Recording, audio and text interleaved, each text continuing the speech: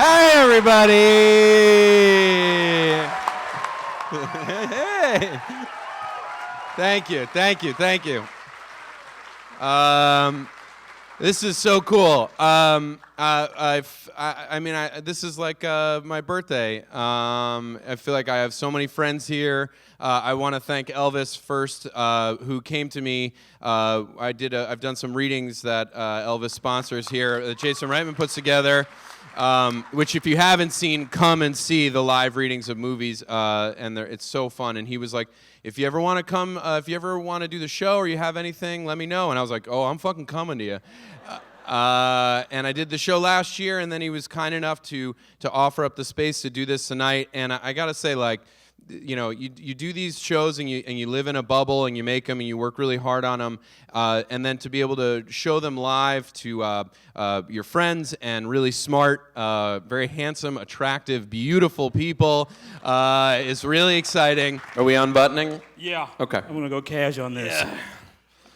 Tweet Bros. Right? Right? We look like graduate students up here. This is so sad. You know how much I love Wheels Ontario because there is a level of sort of overly melodramatic sub-mediocrity that can't help but be hypnotic. Thank you, I think. And the show, if you've ever seen an episode or 2 minutes of Degrassi High, okay, nobody who's seen the Degrassi play would applaud for it, but we had Lauren Collins, who is on Degrassi. I almost cried when I saw it. That was kind of wonderful. Wow, so you watched Degrassi? I grew up in Detroit, so we got Canadian television because we didn't know any better. So I watched all of them, and just to watch, again, you just kind of watch and go, I shouldn't be watching it because it's so boring. Yeah. But you can't stop watching it. It's hypnotically, the drama is so high stakes mixed with such low stakes performance.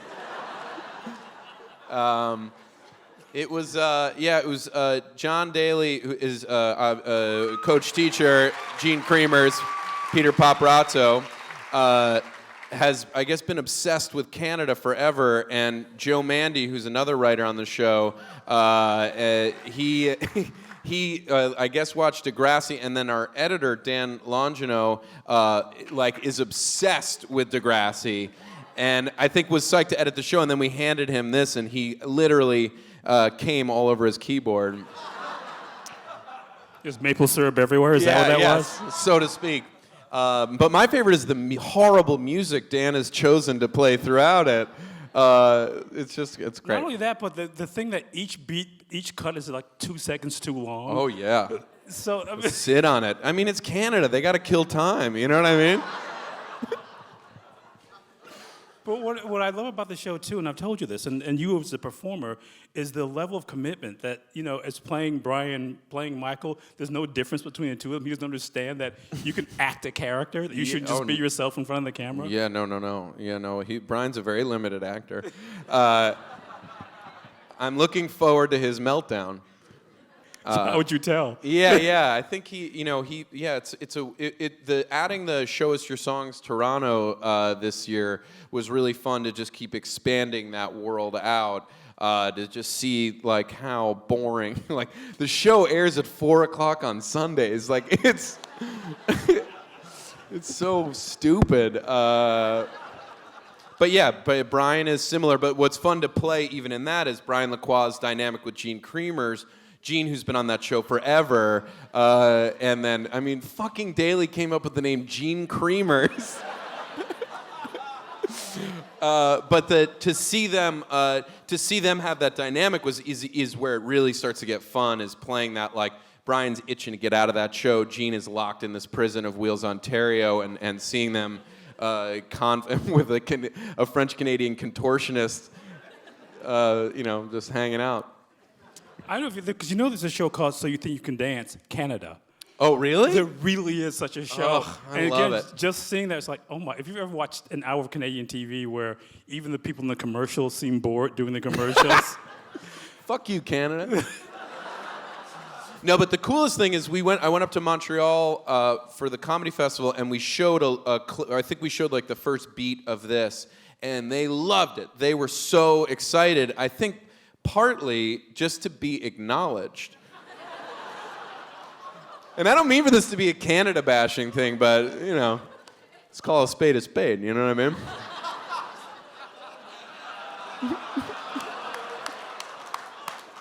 I'm going to move on to the next question. And just talk, what I love about you and what you mentioned on the show, which really fits your acting style, you talk about emotional honesty. Mm-hmm. And just watching Brian trying to work out playing a character, mm-hmm. but the wheels never quite engage, it's such an amazing acting choice to make. Yeah, thank you. It's so fun. I really like. I didn't know Wheels very well. I mean, I didn't know Degrassi very well, but I do like. I do enjoy watching that kind of show, and the Brits do a lot of those like kind of like teen drama, all that melodrama that like if you don't get the settings on your TV right now, like all flat screen TVs look like British soap operas now. Figure it out. It's like a motion capture thing, guys. So if you can, figure that out. It's really unpleasant. I watched... It's slightly a little bit too little color, so everything looks like pink. Yeah, and it looks like... I remember I was in Oregon, in Portland, and these guys were watching Back to the Future, but they hadn't changed the setting on their TV. So it looked like they were watching Back to the Future, like, how amazing this picture, and it looked like they were watching it off a monitor during dailies. Like, it was terrible. This is a rant that's not an interesting one that I've just decided to go off on. I was just resting my eyes. Go ahead. You know, it's fair. It's fair. I would... But I do want to talk to you about acting choices, just because, again, watching Brian trying to act, mm-hmm. especially when he's talking to another person, and so his default is, oh, I should do something. So he just does that. Yeah, I've developed a neck problem from flipping my hair like that. Literally, I have pinched a weird nerve in my neck, and it's like PTSD. It's like, you know, like football players, like every time they hit someone, it's like being in a 50-mile-an-hour car accident. Brian's hair flip is like, it's like, riding your bike into a wall. But it was great, too, to see, because I know that you and John Mulaney have done those characters on stage before, mm-hmm. so to see them in that sketch. Yeah, we hadn't done Wheels Ontario live before. That was purely created for the show. In season 1, we shot it at the end of the season, and I think because we couldn't get into a school until the end of the season, and then we cut it and loved it and put it in that first episode, and then everyone was like, when's more Wheels coming? And we were like, we don't know any more Wheels. And so the second season we shot a bunch more, and the drama continues to be very low stakes. Well, but it's just like this, that everything is so mundane, and there's like no idea of, you can elevate this a little bit. Yeah, well, we send them the rest of the season. Brian and Toons go and visit an American college. They go abroad to Michigan. And we deal with issues of Toons gets stuck in a pregnant disabilities dormitory. And I stay with Adam Pally, who's a guy on the swim team who might be having issues with his sexual identity. Or might not. Yeah, or might not. Who knows? And also, Toons might have a drug problem. Only time will tell. But I was talking a little bit about Too Much Tuna. Mm-hmm. I mean, those characters. Mm-hmm. And I'm sorry. That was okay. Yes. Yeah. That, and you hadn't done those guys before. No, we've done Too Much Tuna for Oh Hello. Me and John Mulaney have been doing. I mean, you've done that not on the show, but you've done that as a character. Yes, on stage. We started doing Oh Hello in New York as a weekly show at a club called Rafifi, where a lot of the folks who are on the show performed at. It was both the UCB Theater in New York and LA.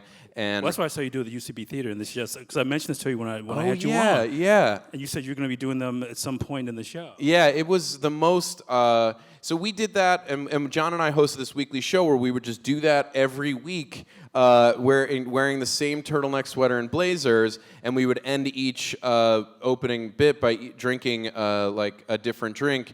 Probably the most classic was the Tunatini, which is a tuna fish based martini. Otherwise known as the Martuna. and we were famously said, "There's too much tuna in my tunatini, but your Martuna needs more tuna." And we submitted that to the New Yorker, and they canceled our subscription. So we did that every week for a long time, and we tried to take it to Aspen Comedy Festival, and they were like, "No." And they're like, "It's to New York." And that festival's done, so it can go suck a dick. Are there any places else you want to insult besides Canada and Aspen? Canada and Aspen, yeah, Phoenix. So, but God bless the university. Oh, I've got my degree. You too? Oh my God, it's a great school. Right? Oh, from the comforts of my own home, bro. But we did it. One of the coolest things about the show is when like the real beauty of having my own show has been the fact that you can do something ridiculous like Too Much Tuna or Oh Hello. That like basically the people at Aspen were like, no, it's too niche. It's too New York. And one of the real joys of doing the show is like at Halloween I had ironically. Like teenage girls from Phoenix dressing up like George and Gil from Oh Hello for Halloween. And I was like, oh, it does somehow weirdly resonate. You don't have to be from New York. You don't have to be a fan of Woody Allen. You just have to love tuna fish. I think there's a little more to it than that. But I mean, what I love it because you guys have this great rhythm where Gil is completely out of it. Like there's too much old guy Prozac or something. Yeah. And John's just so aggressive. Yeah. He's so angry. Yeah, he's a real dark. George St. Geegland might be the darkest guy on the show. Definitely has bodies lying around, and that the relationship there, and in a lot of the characters, I really credit John Levinstein, who's our showrunner and executive producer, who is integral to the show. And one of the things that he's always pushing is the relationships between these characters, because a lot of these sketches depend on me playing with a partner like Jenny or Mulaney or Daly, who are coming from a very similar world, but the key to making them work is creating a believable power dynamic of, oftentimes like an alpha and beta or whatever it is, but that's what becomes the engine that allows the things to persist. So Gil is overwhelmed by everything. George is a weird sex monster, and it helps propel all the characters. But it's just great to see that on the show, because I know you mentioned it and you teased me with it, and I just was so excited because just those bolts of anger that come out of nowhere for George, it just. Yeah. One of my favorite lines is like, "Do you have?" Because he's straightening a placemat while he's doing it, but he's like, "Do you have fucking memento disease?" And every time I see him beginning to straighten the mat, I'm like, oh, here it goes.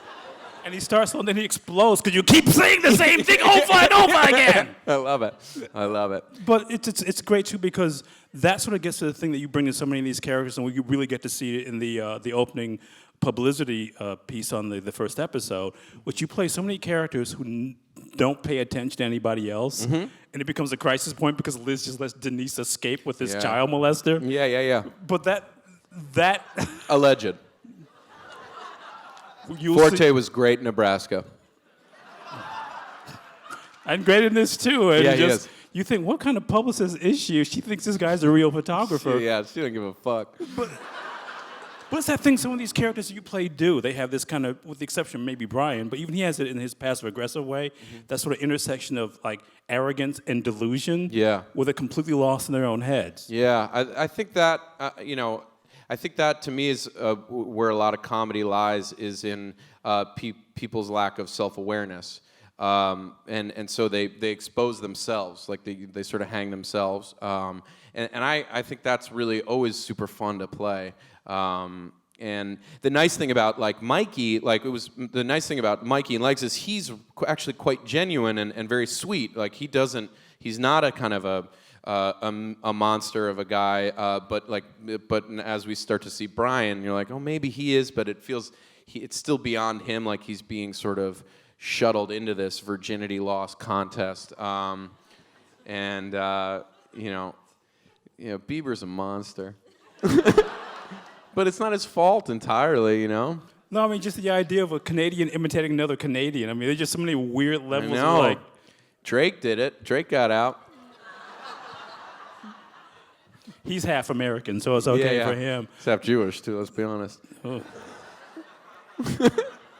Anyway, but this whole Canadian thing gets back to something I said to you when I had you on, which is just that the show reminds me so much of SCTV, that creational community where each thing bleeds into the next thing, and that sense of continuity that runs through all these things too, which is the most wonderful part of the show. Thank you. Yeah, we tried to in the second season. I think you learn a good amount of lessons when you're making it. You think you're aware of everything, and not till you see it and see it with an audience gets to see it, where you begin to sort of figure out what you want to change. And Jonathan Kreisel, who directed the first 2 seasons, who's amazing, directed a lot of Tim and Eric and Portlandia as well, and is quite adept at putting these kinds of shows together. I think in the second season was like, it might be better to, I think as we all started to figure it out of like trying to do not as many things. And the pieces are longer, so we really get a chance to, so it's not about these cutting rhythms jumping from one thing, but it feels more like one thing flows into the next. Yeah, and you can let it breathe, and Comedy Central has literally let us do whatever we wanted, and I'm very grateful for that. Like they talk about Louis at FX kind of having the Louis deal or whatever. Like we really have gotten to make the show we've wanted to make. Their big suggestion for season 2 was seeing more of me with my friends. So Jenny or Mantzoukas or Daly or all the folks that you'll see in future episodes, and that sort of served as a nice way to break stuff up, but not make it sort of like seizure-inducing with the amount of cuts and moves. Because it was a little dizzying in the first season. And what's funny, because it feels just as dense now, but there's more character stuff rather than having so many pieces in it. Yeah, I think there's luckily right now, I think there's a ton of good comedy and a ton of good sketch comedy on Comedy Central alone. Like Key and Peele is so funny. It's so well done. And they're doing recurring characters, but it's really these sketches. And so I think for us to make a show that felt different and unique, it became like really this sort of more narrative structure. We did a panel in New York, and Seth Meyers moderated it, and he referred to the show half jokingly, but it actually kind of works as sketchuational comedy, which sounds like so kind of cheesy, but. Right, but it is. It's sort of this intersection, this hybrid of not a sitcom, but more to narrative structure and sketch. Well, that's why I said SCTV, just because the characters live from piece to piece to piece, and there's that kind of sense of emotional interconnection that you don't get from other sketch comedy, where there are all these discrete things that begin and end. Mm-hmm. There is this sense of flow, and this. Just starting off with that first episode, and that's why I wanted to show the first episode tonight, was to see how different the Cake Train was from anything else you've done on the show before. Yeah, Cake Train. Cake Train was an idea that came about in the pilot. Chelsea Peretti, who wrote on the pilot and appears in Cake Train, and then throughout the season as Bobby Bottle Service's on and off Love Farley, which is the stupidest name ever. We met her in the first season doing that weird Skype thing. Yeah, the Skype thing. She's back in season 2. She might try to get into Gigolo House, break down the walls of being the first female gigolo, not a prostitute.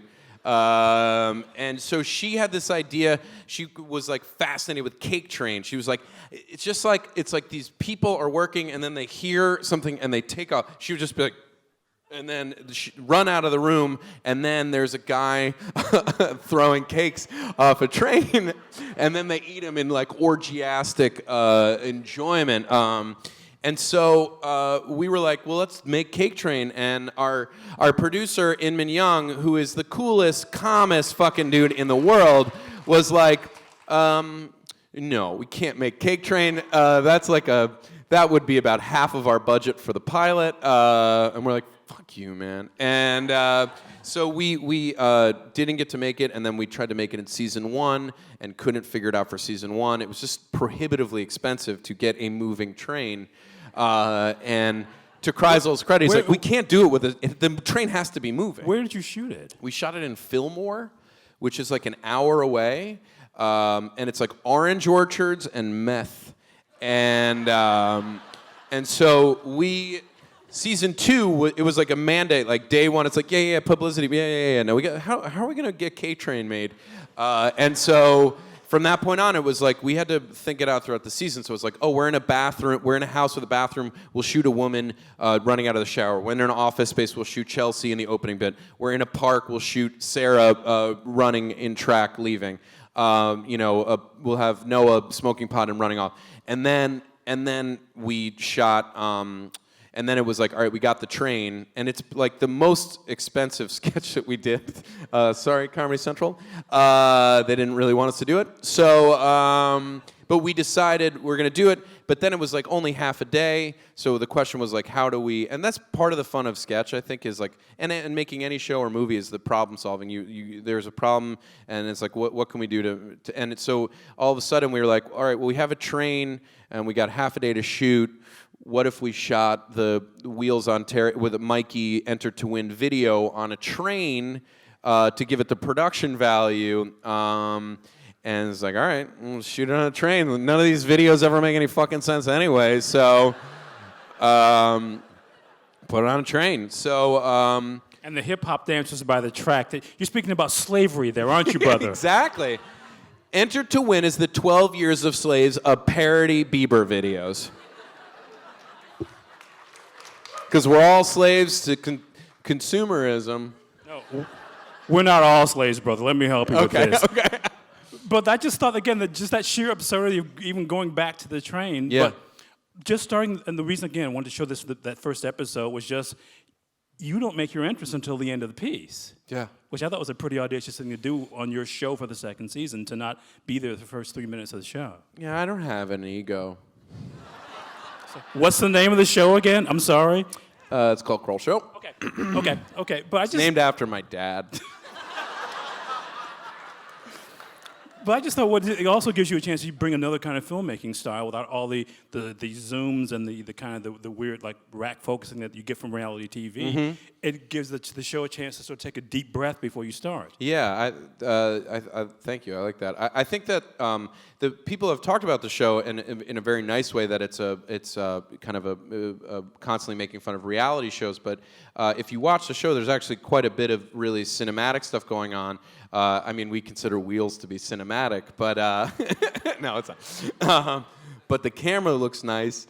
So yeah, but it was, Wheels, and in future episodes when you see Rich Dicks, and it's really really sort of it's beautifully shot. Actually, there are like lots of long shots in that too. Yeah. I mean, that's really, you take your shine with that one. Yeah, we really, and there are pieces like that the days that you shoot something that like Cake Train, which you get like 2 minutes of content out, you can then go and do publicity and shoot 8 minutes of content in a day, and so it sort of evens out in the end of putting a full episode together. But did you know this season is compared to the first season, that you were going to take more time with everything and give people a chance to sort of live with the characters more than we did in the first season? I think I think that was a goal. That was an early on goal when we sort of came back to figure out what we liked and what we didn't like. And it really, until I watched it on TV, there were certain things you just don't see.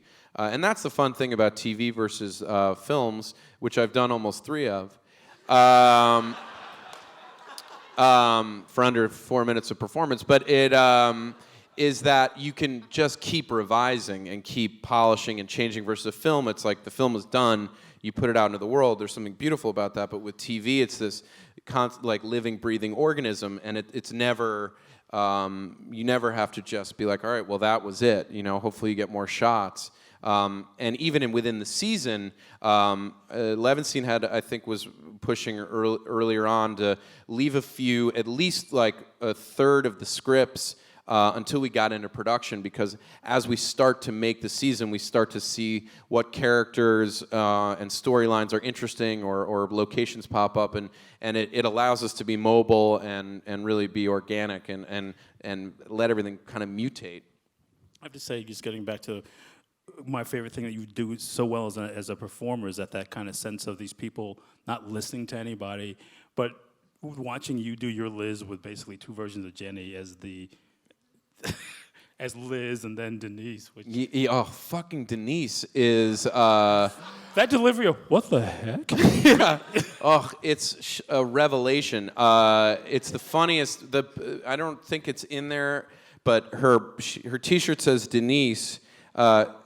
Jenny Slate plays another. She plays Liz. She plays her niece Denise, and she also plays Ruth Diamond Phillips, who you didn't see it tonight, but Dr. Armand, coming back. California's premier animal plastic surgeon, who was a spin-off of Publicity. He goes on trial for murder. Don't give too much away. I won't, but I'll just say that Jenny, Ruth Diamond Phillips, plays the Marcia Clark prosecuting attorney, and it's a real tour de force. But Denise comes back in the final episode, where everything really, the episode 11. I won't say anything, but it just, worlds really start to collide. It kind of turns into almost like it's a mad world in that last episode, where it's like the entire universe of KROLL Show turns up in that last episode. Yeah, it was a really fun one to make. And it's just fun to see them all. But Denise is like a real specific. I just haven't seen it before. It's like this angst-ridden 13-year-old girl who's just so uncomfortable in her own body. And as soon as Jenny puts the braces in, like, she's just like, oh. And I just wanted to ask you where the idea, just seeing Caesar come back, who seems to be even slower this season than he was last season. It's like he's had a stroke since this season and last. Yeah, well, season. he's a toilet baby. So they don't get any smarter, is what you're saying. Well, I think there was just a real lack of oxygen at a primary point in his life. But he's another one that, like, we shot with Andy Milonakis is here as well, who plays Roman Armand. We didn't need the lights. That's fine. Yeah, fuck you too, man. Roman. My dad, everyone has their favorite character. My dad, when I talked to him after the season, he goes, "So does everybody just flip for Dr. Armand?" I was like, "Dad!" I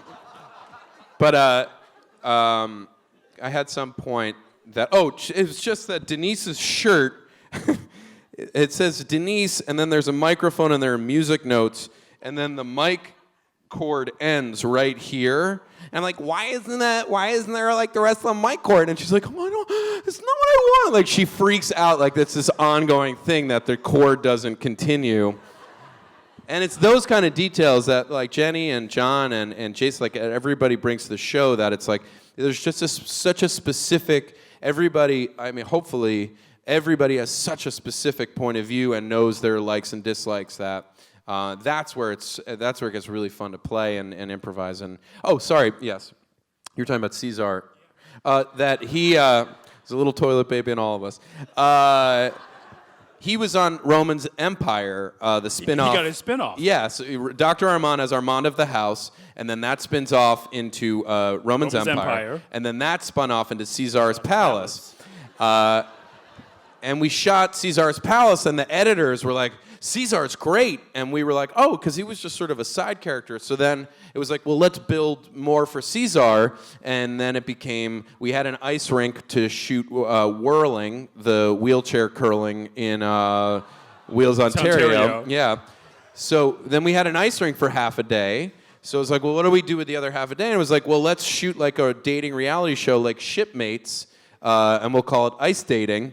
And it'd be fun to see like Jenny's Liz and Caesar on a date. And we shot that, and it was so fun, and it just felt like a fun relationship, because Caesar is bipolar and in a weird way manipulative. Yeah. And Caesar, I won't ruin much, but we find out that Caesar's mom, he's a toilet baby, and his mom is played by Laura Dern, which was so fun and crazy to have citizens find out who Citizen Ruth's son was. But what's fun about this season too is that for the last season, it really kind of demanded that you watch each show in its way. Yeah. But these episodes feel more like standalone episodes, so you can enjoy them if you don't know all these connections that we're talking about here. Yeah. And was that a real conscious plan too? Yeah, I think we have like season-long storylines, but they still exist. Each episode is a self-contained thing, and I think like for most TV, you're better off if you can figure out a way to not have to have people having watched everything, like shows like Breaking Bad. So, Breaking Bad, has anyone made that? Is that a Canadian show that you're talking about? I feel like it's like Canadian designer Brad Galecki. It's Johnny Galecki's brother. So, sorry. So, but we are. I think we wanted to keep everything self-contained, like you're saying, but still have. I do think you are really rewarded for watching all the episodes because you see that we've planted all these things in each episode. But yeah, like the Armand trial is its own episode. The Wheels Ontario is disconnected. But then, and this is another Levinstein idea, was to have the reveal of that Liz is pregnant happen in every episode. And my Liz is shocked every time she hears it, so that we could put it in whatever order worked best for the season. And as Liz says, she's like, anything that's not working in my own life, I block it out. But which again gets back to this thing I'm talking about, with the thing you do so well. And I wonder where this came, where it started for you, the idea of having these characters who just can't pay any attention to anybody else, to the extent that it's a shock to. One of the favorite things for me to do is, I'm sorry, I'm sorry, I just need to play that beat. But thank you. I think it's, I think we all. I mean, you are amazing at having conversations with people and listening to them. Yeah, give it up for Elvis very quickly, because I gotta say, like.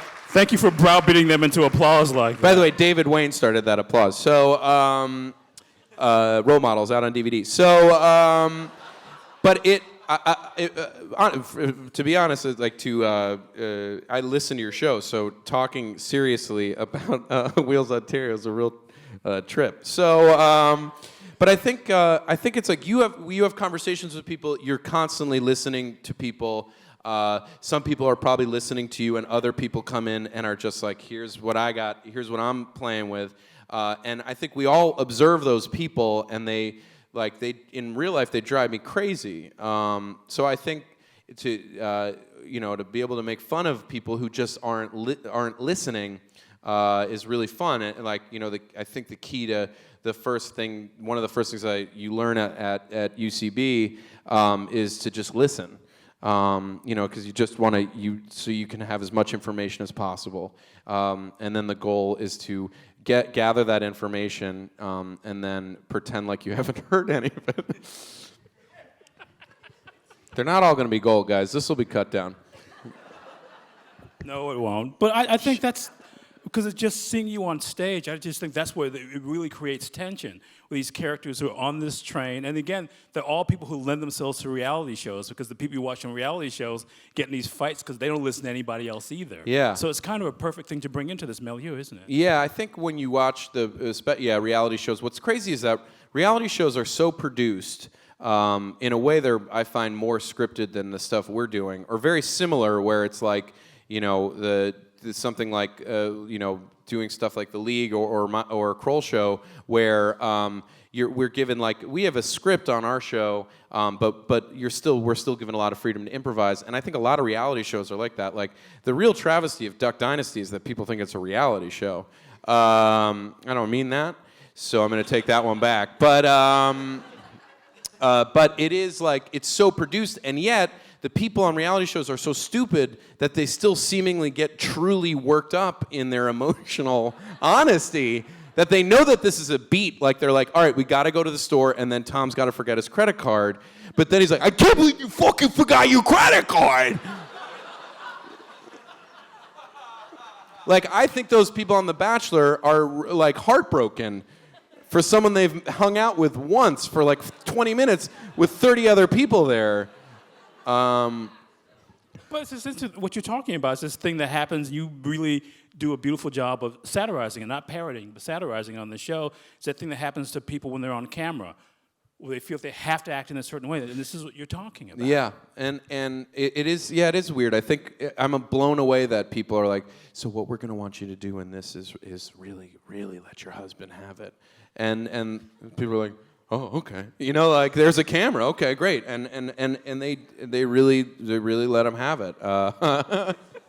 It's just ruined so many lives. But you see, exactly. But you see, like in Caesar, like playing, like manipulating the wallet against his son. I mean, that was a really beautiful thing to watch, and it felt like the ugliest and most fascinating kind of reality television. Yeah, Caesar's. It's a real journey for him this year. I have a real affinity for him.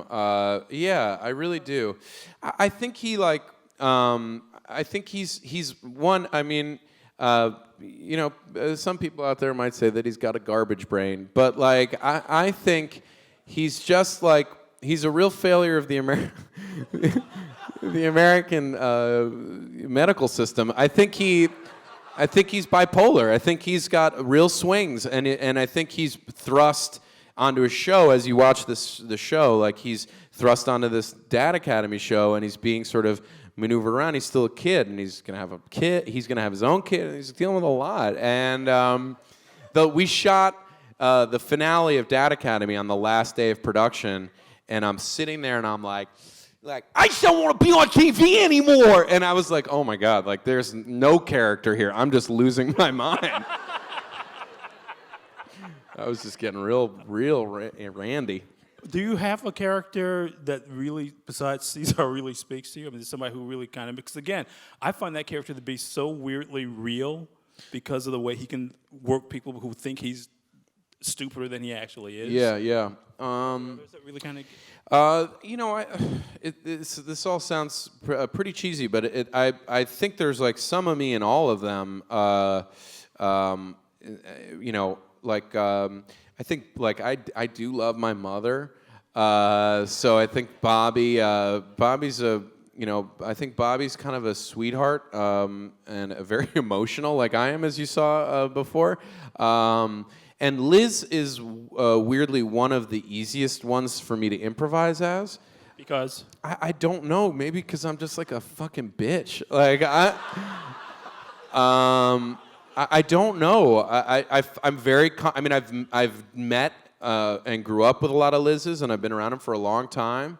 But the thing that they all have in common is that they all find these weird ways to express anger, and that's the thing you're really so good at doing. Each of them, at some point, like Caesar would just do it in his passive-aggressive way, or Liz would just kind of blow up and then forget she blew up and blow up again. Yeah. But just you find a way to make the anger for each of these characters very specific. Yeah. Oh, thank you. I think we all have. I mean, it's so weird. I mean, some people blow up in anger, and a lot of it comes out in passive-aggressive ways. Or I guess, you know, I think sometimes dumb people get anger out and then just like move on. You know what I mean? And like they have better sex. Like I just, you know, I have the, and I, you know, I think like rich dicks, like, you know, thank you, as my chauffeur. I'm sorry. I guess that was Caesar. Rich Dicks, I grew up with a lot of those guys. Those guys are, you know, me and Daly was doing Wendy Shawn, and I saw him do it, and I was like, I've been circling around that kind of guy for a long time, and me and John and Jonathan Kreisel made that original thing, and I explained it to Kreisel at Milk one day, the first day we met. I was like, we have this idea for this thing, they're kind of like Rich Dicks, and Kreisel's like, oh, I got it. Kreisel is not a openly emotional person, so I was like, yeah, but let me. He's like, no, I got it. And then we shot it, and we all knew people like that, or you know, to an extent, that was me. But those guys are real, and those guys are, that's another relationship where Wendy sort of can control Aspen and makes fun of his Judaism and stuff like that. And it's really, Aspen, he's only half Jewish. I don't know what I'm talking about at this point. This is probably a good point to let Nick Kroll go to his party. Let's thank Nick for being here. Thank you so much, man. Thanks, Elvis.